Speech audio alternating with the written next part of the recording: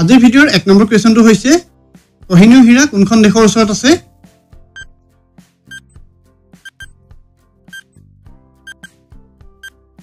শুদ্ধ উত্তৰটো হ'ব ইংলেণ্ড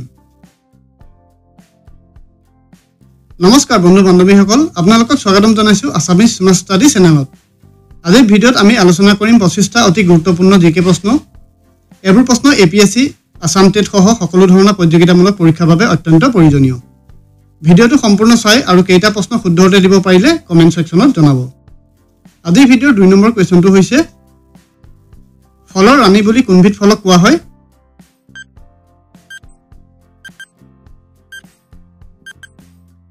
শুদ্ধ উত্তৰটো হ'ব লিচু নেক্সট ইম্পৰ্টেন্ট কুৱেশ্যনটো হৈছে ভাৰতৰ সংবিধান কেতিয়া বলবৎ হৈছিল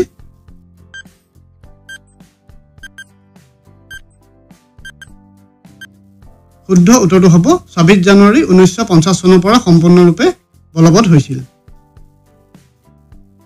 আজিৰ ভিডিঅ'ৰ 4 নম্বৰ প্ৰশ্নটো হৈছে অসমৰ ৰাজ্যিক গছবিধৰ নাম কি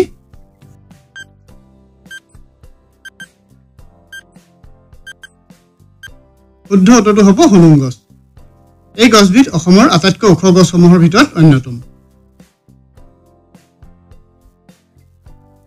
5 নম্বৰ প্ৰশ্নটো হৈছে কাজিৰঙা ৰাষ্ট্ৰীয় উদ্যান কেতিয়া ইউনেস্কো ৱৰ্ল্ড হেৰিটেজ সাইট হিচাপে ঘোষণা কৰা হৈছিল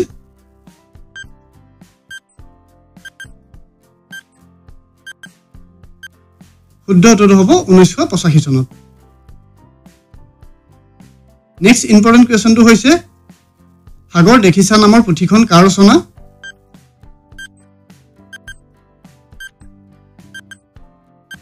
শুদ্ধ উত্তৰটো হ'ব দেৱকান্ত বৰুৱা এইখন এখন কবিতা পুথি হয় এই পুথিখনে অসমীয়া সাহিত্যত এক আলোড়নৰ সৃষ্টি কৰিছিল এতিয়া আহিছো 7 নম্বৰ প্ৰশ্নটোলৈ জালিয়ানাৱালা বাগৰ হত্যাকাণ্ড কেতিয়া সংঘটিত হৈছিল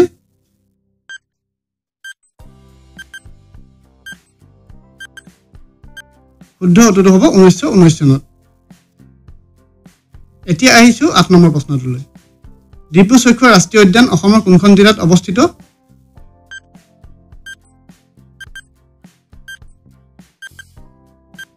শুদ্ধ উত্তৰটো হ'ব ডিব্ৰুগড় জিলাত এই উদ্যানখন ডিব্ৰুগড় আৰু তিনচুকীয়া জিলাত বিস্তৃত হৈ আছে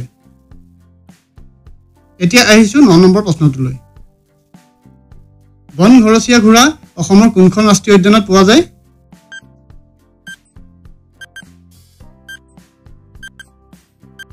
শুদ্ধ উত্তৰটো হ'ব ডিব্ৰু চৈখোৱা ৰাষ্ট্ৰীয় উদ্যানত বন ঘৰচীয়া ঘোঁৰা বুলি কোৱা কাৰণ হৈছে এই ঘোঁৰাখিনি দ্বিতীয় বিশ্বযুদ্ধৰ সময়ত ব্ৰিটিছ বাহিনীয়ে ব্যৱহাৰ কৰা ঘোঁৰা আছিল যুদ্ধৰ অন্তত এই ঘোঁৰাখিনি ইংলেণ্ডলৈ নিনি বনত এৰি থৈ যায় এতিয়া আহিছো 10 নম্বৰ প্ৰশ্নটোলৈ দুডাল ক্ৰমিক অক্ষৰেখাৰ মাজৰ গড় দূৰত্ব কিমান হয়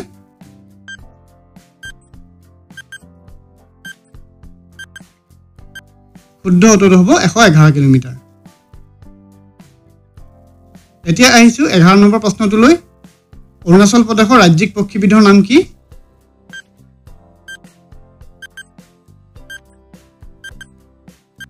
শুদ্ধ উত্তৰটো হ'ব ধনেশ পক্ষী হৈছে অৰুণাচল প্ৰদেশৰ ৰাজ্যিক পক্ষী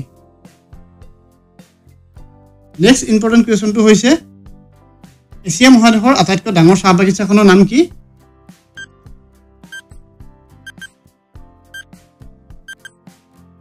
শুদ্ধ উত্তৰটো হ'ব মোনাবাৰী চাহ বাগিচা এই চাহ বাগিচাখন বিশ্বনাথ জিলাৰ বিহালী সমষ্টিত অৱস্থিত এতিয়া আহিছো 13 নম্বৰ প্ৰশ্নটোলৈ চীনা পৰিব্ৰাজক হিউৱেনচাং অসমলৈ অহাৰ সময়ত কামৰূপত কাৰ শাসন আছিল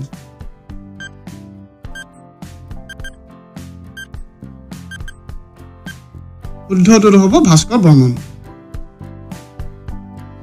এতিয়া আহিছো 14 নম্বৰ প্ৰশ্নটোলৈ বায়ুমণ্ডলৰ চাপ জোখা যন্ত্ৰবিধৰ নাম কি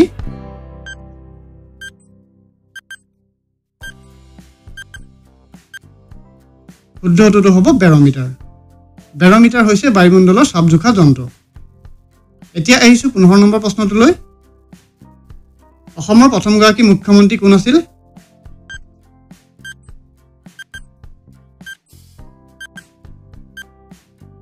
শুদ্ধ উত্তৰটো হ'ব গোপীনাথ বৰদলৈ এতিয়া আহিছো 16 নম্বৰ প্ৰশ্নটোলৈ উত্তৰ পূব ভাৰতৰ কোনখন ৰাজ্যত বিশ্বনাথ ৰাষ্ট্ৰীয় উদ্যানখন অৱস্থিত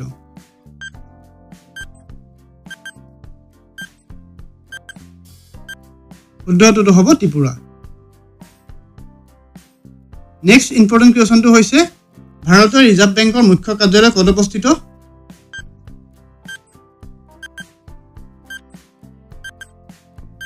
শুদ্ধ উত্তৰটো হ'ব মুম্বাই। এতিয়া আহিছোঁ 18 নম্বৰ কুৱেশ্যনটোলৈ। শংকৰদেৱ আৰু মাধৱদেৱৰ মিলনক কি বুলি জনা যায়?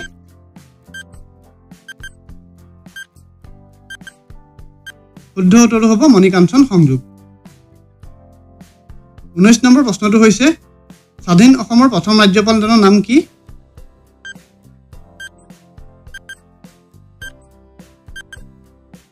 শুদ্ধ উত্তৰটো হ'ব ছাৰ আকবৰ হাইদৰি। এতিয়া আহিছোঁ 20 নম্বৰ প্ৰশ্নটোলৈ। অসমত কেইটা খাৰুৱা তেলৰ শোধনাগাৰ আছে?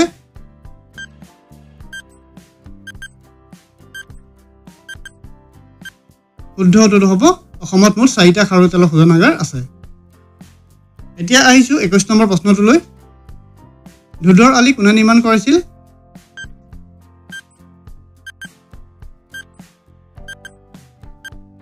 শুদ্ধ উত্তৰটো হ'ব গদাধৰ সিংহই। 1681 চনৰ পৰা 1695 চনৰ সময়ছোৱাত আহোম স্বৰ্গদেউ গদাধৰ সিংহই এই আলিবাটটো নিৰ্মাণ কৰাইছিল। এতিয়া আহিছোঁ 22 নম্বৰ প্ৰশ্নটোলৈ। শৰাইঘাটৰ যুদ্ধ কোন চনত হৈছিল?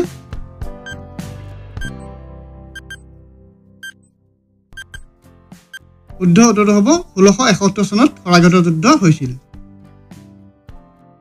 23 নম্বৰ প্ৰশ্নটো হৈছে অসম প্ৰশাসন পৰিষদ কোন চনত গঠন কৰা হৈছিল?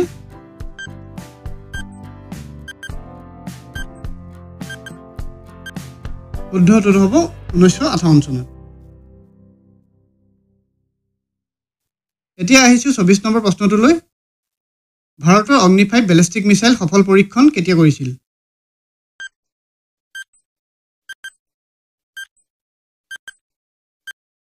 শুদ্ধ উত্তৰটো হ'ব 2025 চনৰ 20 আগষ্টত। এতিয়া আহিছোঁ 25 নম্বৰ প্ৰশ্নটোলৈ। গীতি কবি বুলি অসমীয়া সাহিত্য জগতৰ কোনজন ব্যক্তিক জনা যায়?